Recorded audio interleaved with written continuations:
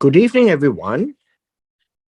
We continue our lesson in Isaiah chapter 26. It appears that from chapter 26, you can see that we are talking about a future day. And usually, when you see this in that day, um, it is a time of victory, it is a time of deliverance for the nation of Israel. So this day is a future, and in this case, a future prophecy.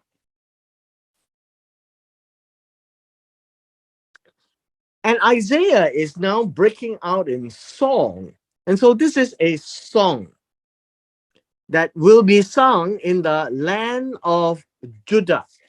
Now, most of the commentaries are telling us that this is a song of victory, and it is at the time of the Gog and Magog result, right? That at the end of it, and it's the description of how God saves them. Now you find that we have seen different aspects of Gog and Magog situation, and Gog and Magog is seen as the final war, the final battle that the nations of the world come after the land of Israel. In chapter 25, we read of how at the end of it, Moab is also destroyed along the way. Now, this song is depicted in a more poetic language, as we can see in the book of Isaiah. It's always done in a poetry form. And in a poetry form, you find that it is very, how should you say, very imagery driven. So we actually pay attention to the images that is trying to convey rather than just the specific words that we read. It says here, as a point of singing about the land of Judah, and by land of Judah, which we see today, Judah is the only tribe or the southern kingdom that is back in the land. It says we have a strong city, and every time you see the city related to Judah, it is always with reference to Jerusalem. And so we see a number of chapters that talks about the prophecy of victory and of deliverance, but giving different aspects of the event. He says to us that this city is a strong city. The idea of a strong city is a city where it has, well, I guess you can say it has strength, uh, and it has power, right? Strength and power as a city. Now, obviously, today when we look at Jerusalem, is none of these things. So we're talking about in that day a description of how Jerusalem will be, and that God, in verse 1,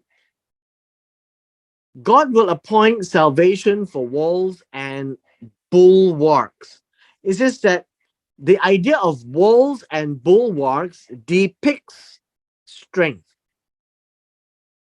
Now, understand that we are using ancient language to display the understanding of strong city. And the deliverance is a protection. So, this is a protection that God is going to give by the fact that there are walls and bulwarks. And this is a depiction of strength. So we're looking very much at the imagery that's driven. Second verse comes to this: open the gates. So this is about Jerusalem opening the gates. And in the olden days, when you have a city, always remember, a city is always with gates. And gates is the protection of the city. And so when the gates are closed, no one can go in, no one can come out.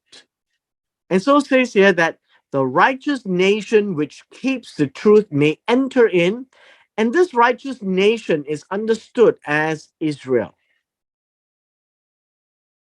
It's talking about the, the city of God as a strong city that allows for the righteous nation. So every time you see, uh, in this case, in terms of a righteous city, righteous people, this would be that a righteous nation which keeps the truth may enter in. It tells us that even when Israel or the Jews are in exile, there will be the remnants that will be faithful to God, that will guard, those who are guarding the truth of God. And it is telling us that in the future that God wants the faithful ones to return to the land. We've seen that a couple of times in the rest of Isaiah. He says, God, you will keep him in perfect peace, whose mind is stayed on you because he trusts in you. Unfortunately, the translation is a bit of a challenge here. So it says this, the being or the creature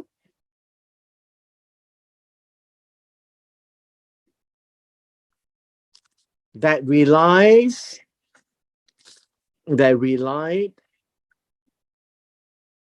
or depended on you, and this has to be supplied in the text. It says, protect him with peace, right? And it's a double peace. With peace, peace. For in you he did trust, so he trusts in you. So the reason why this is not translated this way is because the Hebrew shows us that the being, the one from the righteous nation that relied on you, protect him with peace. Peace. Now, peace is shalom. And as I had indicated before, shalom is about completeness. Once there is completeness, there is peace. And so the completeness is when this person who trusts in God, who relies on God, enters into the gate. So you can see the imagery, enters into the gate and stays within the strong city. He has protection, and in that protection and in the strength of that protection, there is completeness in deliverance from the trouble that's outside the gate. Now, that's how it is understood. And this last line here, because he trusts in you, is the condition that God allows those who trust in God to be in the city, to be protected. And that's how the song is being recited. Now, in verse 4, it says here, trust in the Lord forever. For in Yah, and this is important, this is exactly how the Hebrew word is.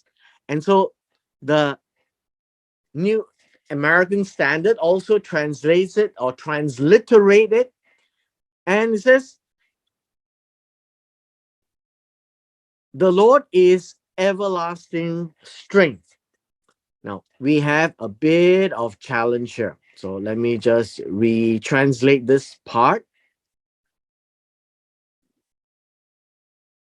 So it says here, for in Yah, Then the Lord is the strength of the worlds. Now, this is translated the worlds.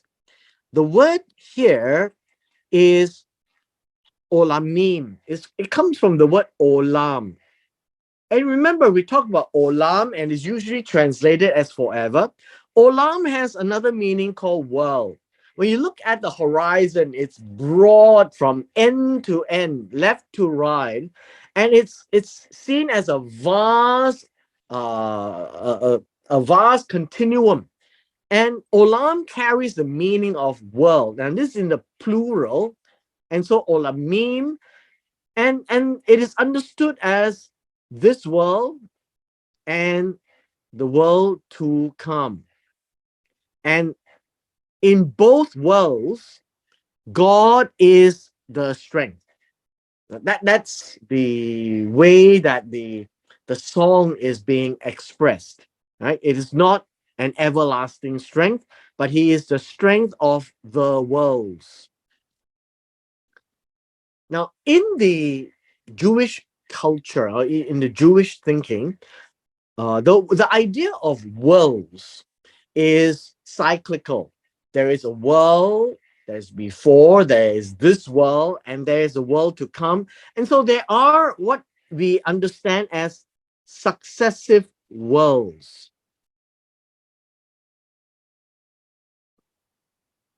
This is the idea that is given from the thinking of time. So think of it this way: a day is in a cycle. So there was evening and then morning. That is a day. So it's a cycle. Then you have a week, which is a cycle because it goes from 1 to 7 and then it comes back to 1. So day 1. That's a cycle. A month is also a cycle. We have no moon through full moon, or we call this new moon, to full moon to no moon. And then it goes back into a cycle. That's a month. Now, in a year, we can see the constellations. 12 constellations. It goes from 1 to 12, and then it comes back to the first in the sky. That's a year.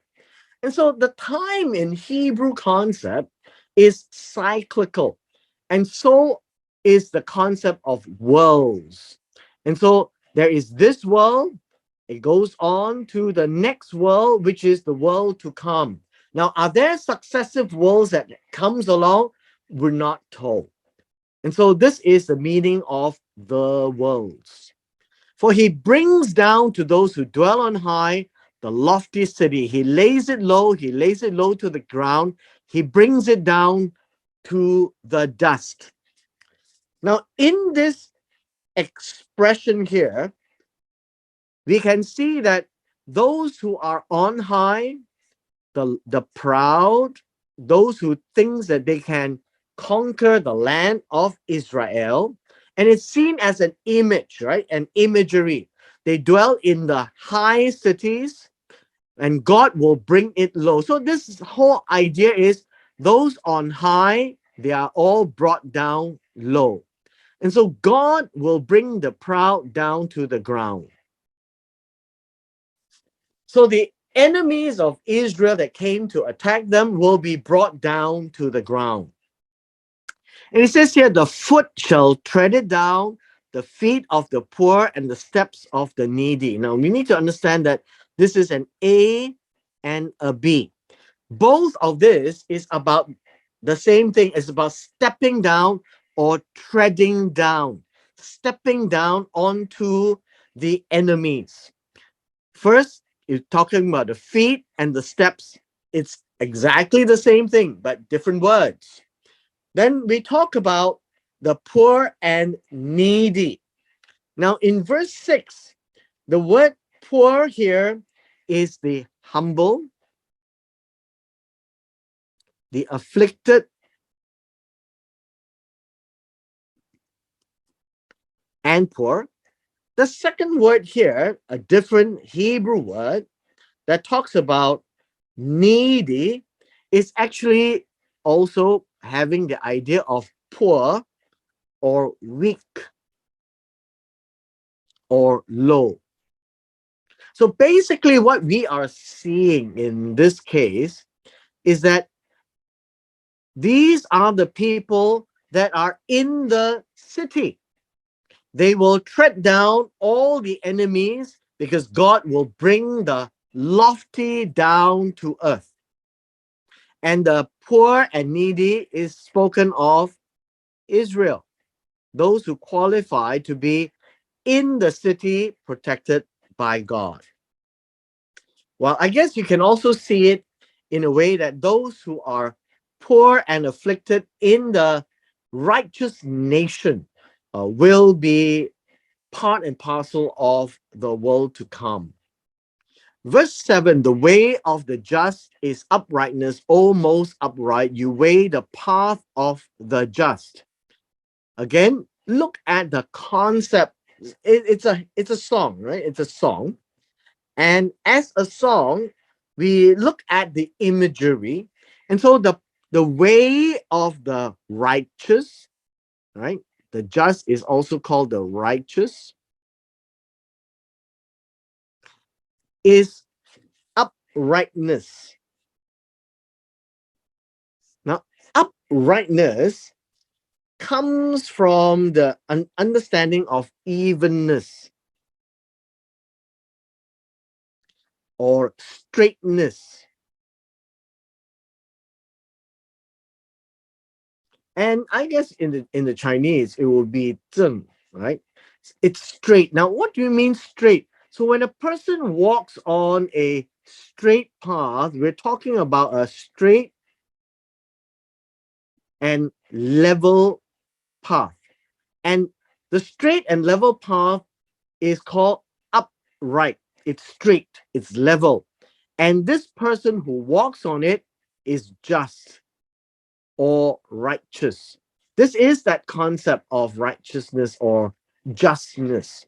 And so the way of the justness is level, it's straight, it's even.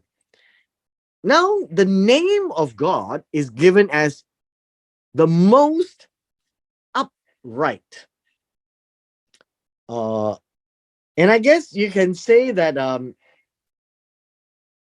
the how should we say the right one. I guess you can say that the the the upright one, right? The upright one.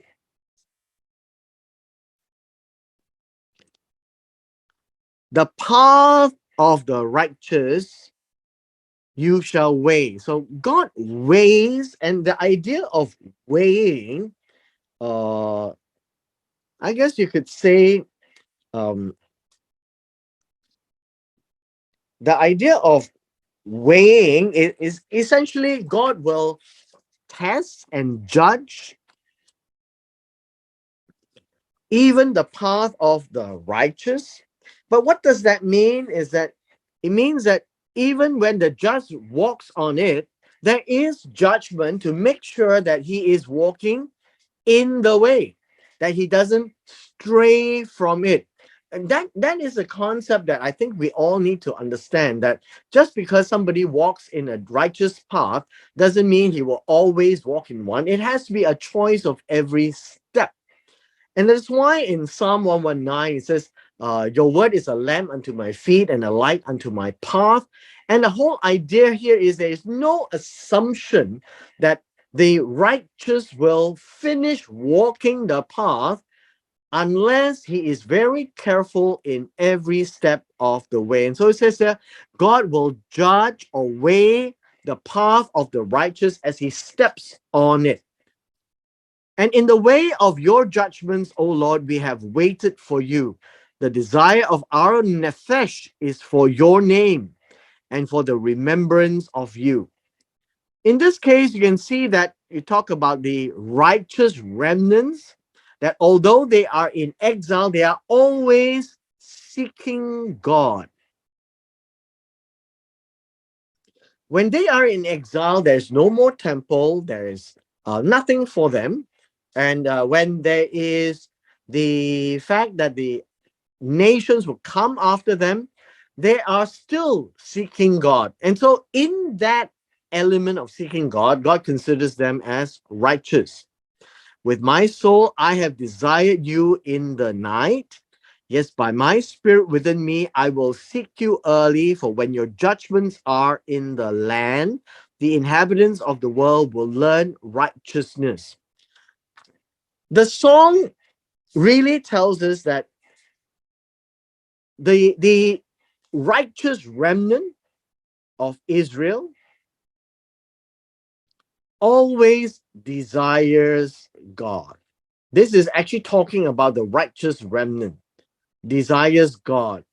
The whole idea in the night seems to tell us about the time of darkness,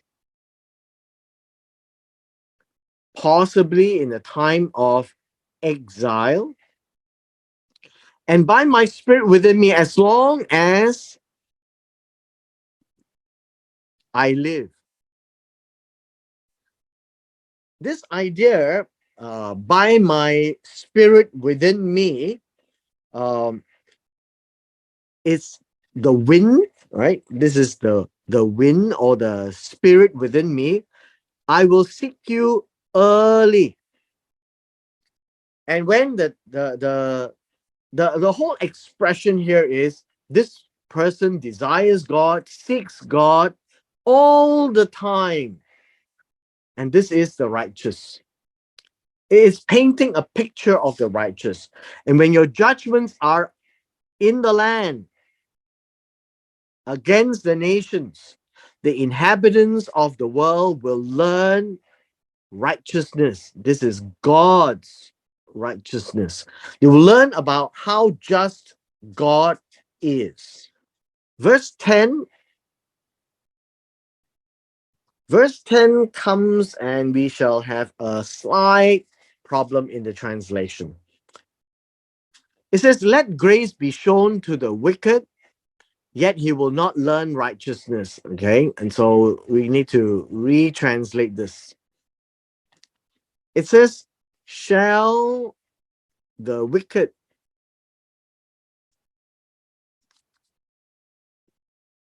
be granted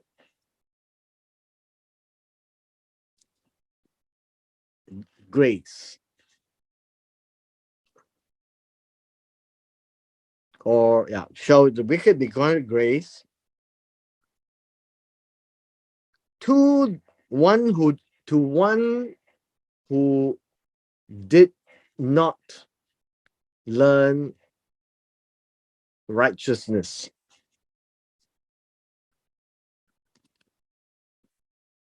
As a question. And in this case, you find that God has a principle that grace, uh, in the Hebrew sense, anyways, right? Grace in the Hebrew sense really talks about how God views things, right? Grace is always in the eyes of the beholder. How God looks at the wicked. And shall God have favor upon the wicked when they do not practice righteousness? And so, in the land of uprightness, he will deal unjustly and not behold the majesty of God. And so, basically, he's saying that the wicked will always deal unjustly, unrighteously, will do wrong. Right? This is the word. And he will not behold the majesty or the pride of God. He will not see the exaltation of God.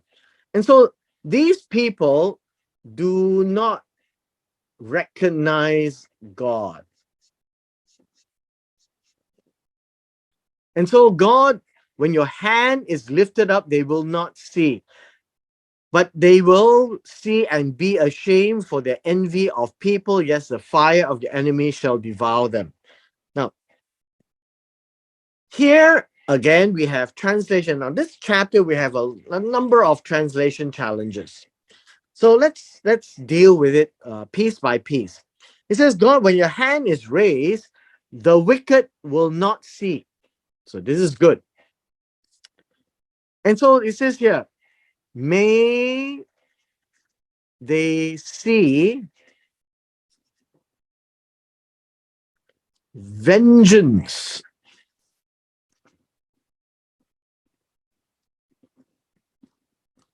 for your people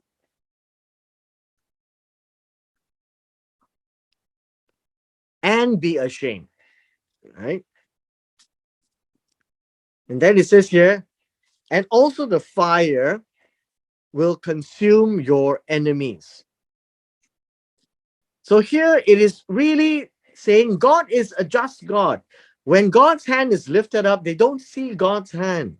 And so may God's vengeance be seen so that it's a judgment and not grace extended to them. And then they will see and be ashamed. The fire shall devour your enemy. So God's judgment or vengeance, in this sense, the vengeance, will be the fire of God upon them. Now we read this in Ezekiel, right? Ezekiel chapter 38 and 39, especially 39, about the fire of God there. Verse 12. It says, Lord, you will establish peace for us, for you have also done all our works in us.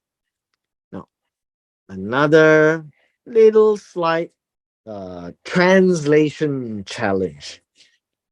It says, Lord, um, you will arrange peace for us, even, right, even as you have done, brought about,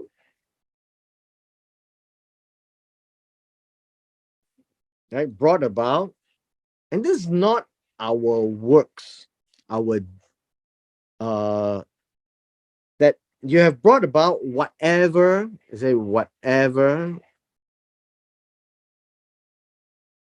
happened to us.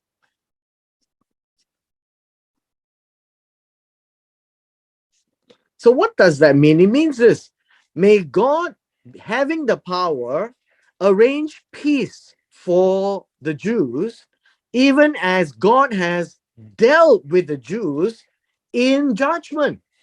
And as God has dealt with the Jews in judgment, may God now translate all the judgment into peace. Now, that will be what verse 12 is saying.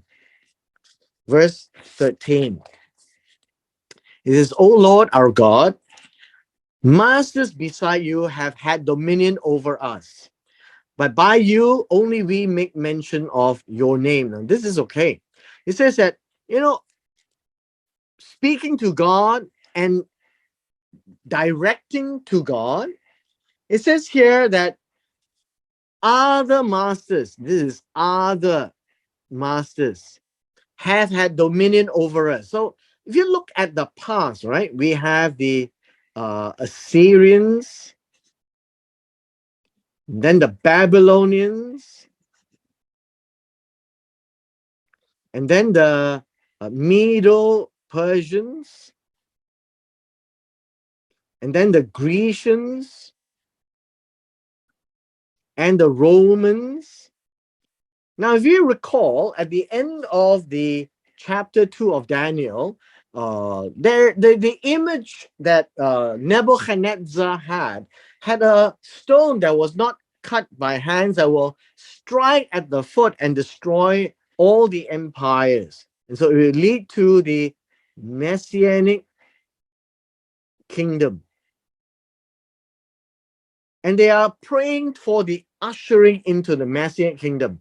In history, after the Roman Empire, they have no more land. They were evicted out of their land. And so wherever they are, these are new masters. That's what it means, right? They are always out there and they are never the Lord in their own land. So one day they will come back to the land, which they have, but they are not fully in control of the land. But one day when the Messiah comes, and that would be the time where all these things will take place. It says, verse 14, it says here, not they are dead, the dead, they will not live. The deceased, they will not rise. Notice this is an A and a B. Both are speaking about the same thing, that these are the wicked ones, these who had dominion over us, these who have oppressed us, they will not live again. So this is somewhat, I think you can look at this as an idea of resurrection. The Jews don't call it resurrection, by the way. They call it revivification. It's a big name. It's about reviving of life. And in this case, therefore, you, God, have punished and destroyed them and made all their memory to perish. Now, verse 14, when it says to perish, it is avad, to be lost, to be destroyed, because they did not refer to God in righteousness. So this is a song, again, is giving us an imagery that all those who oppose Israel will one day be destroyed by God and they will not live. Now, they will not live, will not rise, means they will not be part of the Jewish understanding of the world to come. You have added, the word increase is added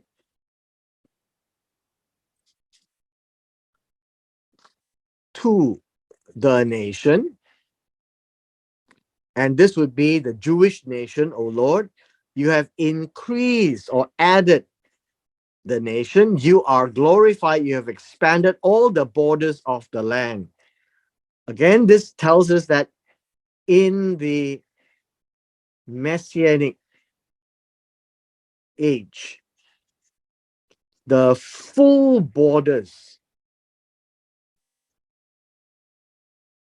will be restored.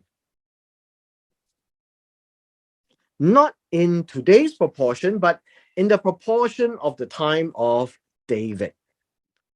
Verse 16. Now, verse 16 onwards describes the apprehension of timing, right? The apprehension of timing. So, Lord, in trouble, they have visited you. Now, this word visited should also be looked at in the context. They have turned to you, right? Or they have remembered you. We're talking about the Jews. They poured out a prayer when your chastening was upon them. Now, what does that mean? It means that every time the Israelites were in trouble, they will always turn back to God. If you had a chance to look at the book of Judges, you would see that they left God, they went into idolatry. God gave them into the hands of their enemies, and then they had a hard life, and they turned back to God. They remembered God. They poured out a prayer, and it goes in a cycle. But here it is part and parcel of this song that in trouble, in persecution, right? This word here is in persecution. They have remembered you, and they poured out a prayer. Now, this idea of pouring out a prayer uh, is, I guess you could say that they poured out a silent prayer. I think would be a better way of understanding this. Now, what does that mean? The word here is not a loud prayer, it's a quiet prayer. And they prayed within themselves, seeking God when God was disciplining them. Now comes verse 17. It talks about a woman who is pregnant. So, verse 17, as a woman with child, this is a pregnant woman. It is now an imagery in a pregnant woman that is approaching to childbirth, right? Approaching childbirth. So it is that imagery that we are now led to imagine. And she's in pain. She cries out in her pangs, labor pains, right? Labor pains. Uh, in, I guess you can say that she is in travail, not just in pain, but in labor pain. In labor pain. And then she cries out in her pangs. Now, this word cries out is literally to scream out. And I guess you can tell in a childbirth there is it's very painful when she draws near to the time of her delivery. Now, when she is near to the time of birth, right? So have we been in your sight, O Lord. Now, so remember the picture here is about pain, is about crying out to God in such pain. So this is the picture. So have we been. This is in pain or in great pain and screaming for help like a pregnant woman about to deliver. It says, we have been with child, we have been in pain, we have, as it were, brought forth wind.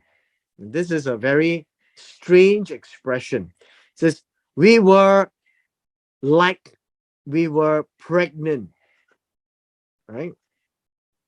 Like we gave birth, but we didn't give birth to a child. We gave birth to wind. This is a very strange word, right? Ruach. We gave birth to wind. It means that it is not over yet. That is not the real birth. We have not accomplished any deliverance in the land, nor have the inhabitants of the world fallen, which tells us that it is not ready for the kingdom. And so it seems that by the expression of the song that the Israelites will have to suffer a great deal more. Verse 19. It says, may your dead come alive. Again, we are talking about some form of a resurrection or a revivification. a reviving of the life. Then it says here, um, may my dead body rise, right? This is may. And so this is an A and a B. It's talking about a form of resurrection.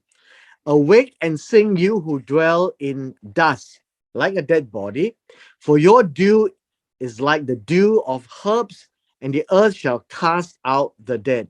So this is all pointing towards this period of time for preparation of the entry into the kingdom.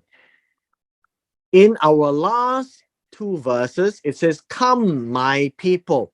Every time we see my people, we're talking about the Israelites, is about Israel. Enter into your chambers and shut your doors behind you. Hide yourself, as it were, for a little moment, for a short time, until the indignation has passed. And this word indignation is wrath, as in judgment. And judgment upon the nations who come after. This will be the Gog and Magog.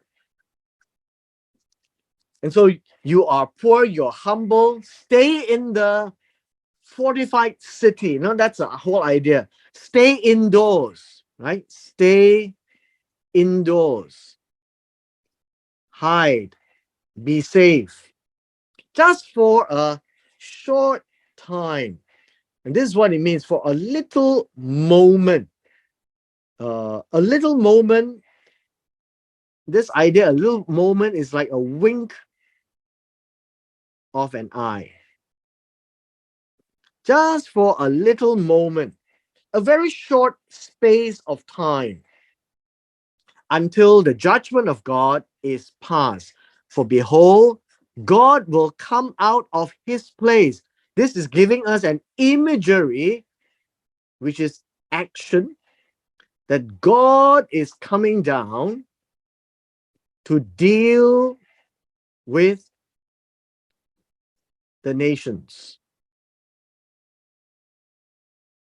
to punish the inhabitants of the land for their iniquity. The land will also disclose her blood, and there will be no more cover for the slain ones.